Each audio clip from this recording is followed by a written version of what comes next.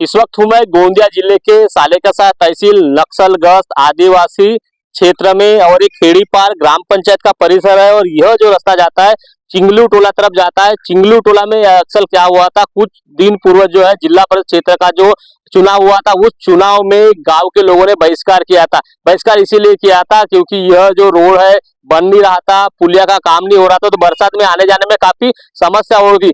पर जिस तरह जो है जनप्रतिनिधि रहते हैं वो कई बार जो आश्वासन देते हैं, आश्वासन देने के बाद भी रोड नहीं बनाते, उनको लगा कि जनप्रतिनिधि आश्वासन देने के बाद भी रोड नहीं बनाएंगे, इसीलिए उन्होंने बहिष्कार किया गया था।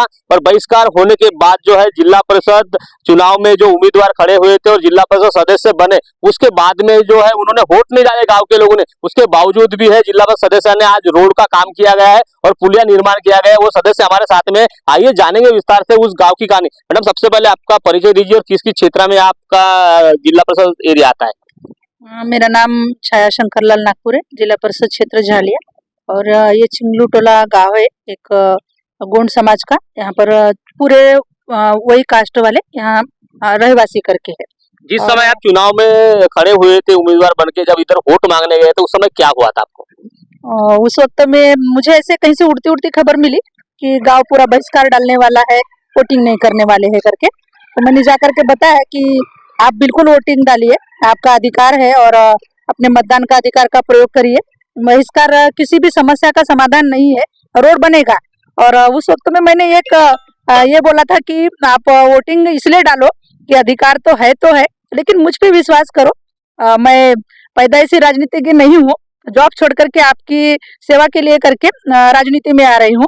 और अगर ऐसा हुआ कि ये रोड गवर्नमेंट की तरफ से मंजूर नहीं होता है या आमदार साहब भी मंजूर नहीं करेंगे, तो मैं खुद हार भी गई तो भी मैं आपका रोड बना करके दूंगी। और उनको ऐसा करके मैंने बोला था, लेकिन जैसे चलते आ रही है रीति रिवाज बोलिए या जैसा भी बोलिए, उनको विश्वास लगा नहीं। और जब यहाँ पर इलेक्शन हुए तो उनने मेरे वोट डालने से इनकार कर दिया और बहिष्कार कर दिया।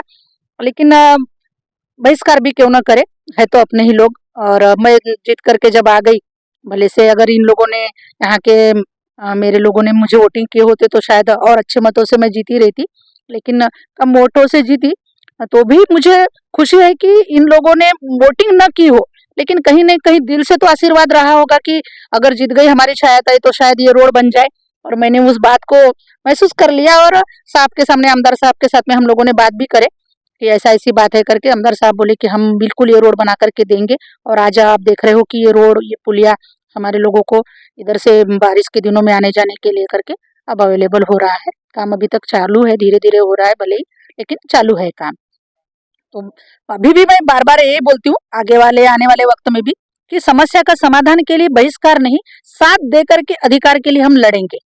साथ में आइए, आप मेरे साथ में लड़ने लगिए। जो चीजें आप मांग रहे हो वो चीजें शायद हो सके थोड़े देर से मिले, लेकिन मिलेंगी जरूर करके।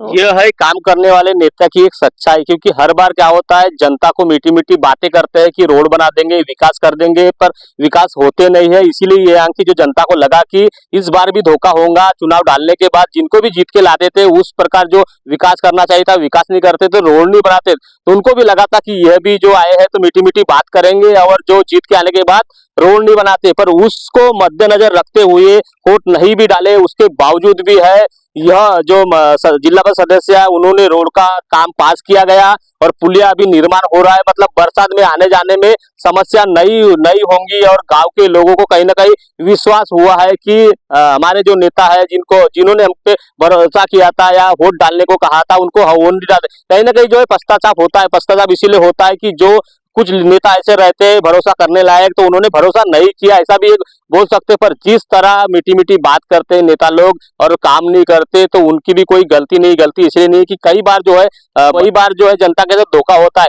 इसीलिए उन्होंने जो वोट नहीं डाले। पर वोट नहीं डालने के बाद भी है जिला परिषद सदस्य ने आज जो है रोड बनाया है और पुल का निर्माण किया गया है। मतलब कहीं ना कहीं जो नेता जो काम करने वाले और जो नेता को जीता है बाकी लोगों ने, तो हो सकता है उस एरिया का भी कहीं ना कहीं विकास होगा और उस क्षेत्र का विकास होगा। तो आने वाले समय में जो है ऐसे ही लोगों ने जो चुनना चाहिए, जो विकास कर सकते हैं, मीठी मीठी जो बात करते हैं उनको नहीं चुनना चाहिए।